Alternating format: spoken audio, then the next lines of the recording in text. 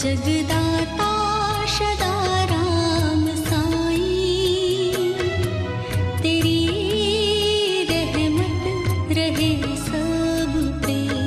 जगदाता सदा राम साईं, तेरी रहमत रहे सब पे। करते रहे तेरा सिमरन, करते रहे तेरा सिमरन, अपने मन मंदिर में। जगदाता गोविंद राम साईं, तेरी रहमत रहे सब पे। जगदाता गोविंद राम साईं, तेरी रहमत रहे सब पे।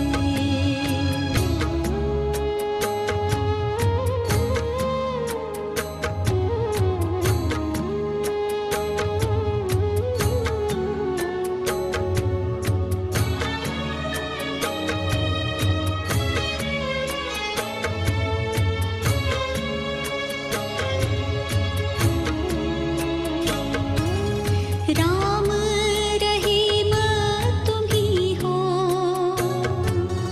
तुम हो जग के विधाता। राम रहीम तुम ही हो, तुम हो जग के विधाता। भाग्य जगाने वाले तुम हो, सुख के दाता। भाग्य जगाने वाले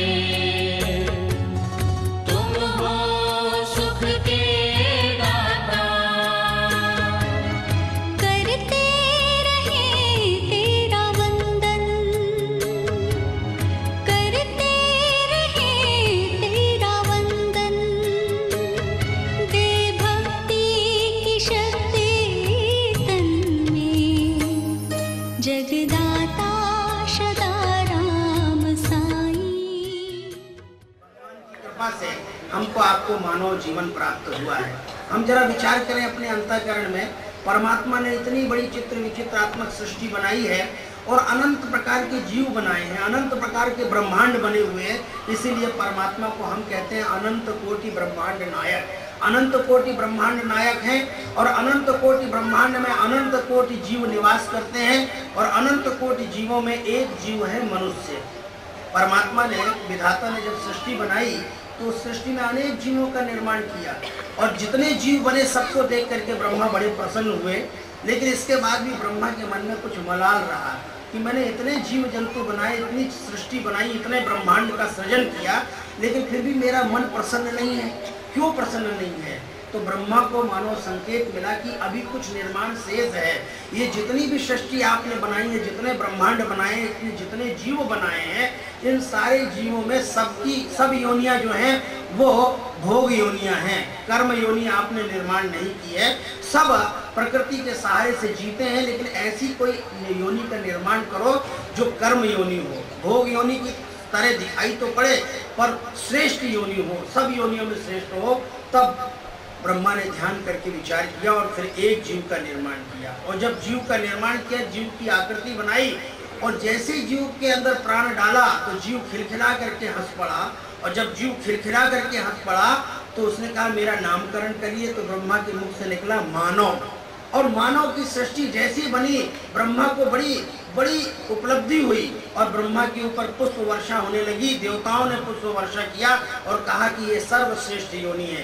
देवताओं ने आकर ब्रह्मा से कहा कि ये हमसे भी श्रेष्ठ योनि है, क्योंकि हम तो देवता हैं, स्वर्ग में निवास करते हैं और हम स्वयं देवता हैं, तो अपने देवत्व के अहंकार में निरंतर जीने वाले हैं। हम किसका भजन करें? लोग हमारा भजन करेंगे। लेकिन ये तो मनुष्य ऐसा है जो देवताओं का भजन करेगा, जो यजन करेगा, जो अनुष्ठान करेगा, जो पूजन करेगा, जो अपने जीवन में संस्कारों का और अनुष्ठान करेगा और अपने आप को संस्कारित करेगा। इसलिए गोस्वामी तुलसीदास जी महाराज ने रामचरितमानस में लिख दिया, जीव चराचर जाचत तेहि, यानी नर समान नहीं कवनेव देही। यानी स्थल में एक स्थल जो बना, एक सोपान बना, वो संत सोपान बना। तो उन्होंने जब देश भर के महापुरुषों के चित्र वहां देखे, उनके स्मारक देखे, तो उनके मन में विचार आया और स्वामी जी महाराज से उन्होंने कहा कि संत सदाराम जी का भी, जिनको हम शिव का अवतार मानते हैं, शिवावतारी, उनका बहुत बड़ा योगदान है ऋषि परंपरा में, इसलिए उनका भी इस मंदिर में सम्मान होना चाहिए। सदानी दरबार उनके लिए प्रयत्न करेगा। पूज्य महाराज श्री बड़े उदार हैं हमारे गुरुदेव। अभी आप लोग कल जो पाकिस्तान का जत्था आने वाला है, वहाँ आप सदानी दरबार के संत सदाराम जी का दर्शन करने जाएंगे। उन्होंने कहा कि जिनके द्वारा समाज का मार्गदर्शन हुआ है, ऐसे सबका आदर भारत माता चरणों में नमन, वंदन, अभिवादन।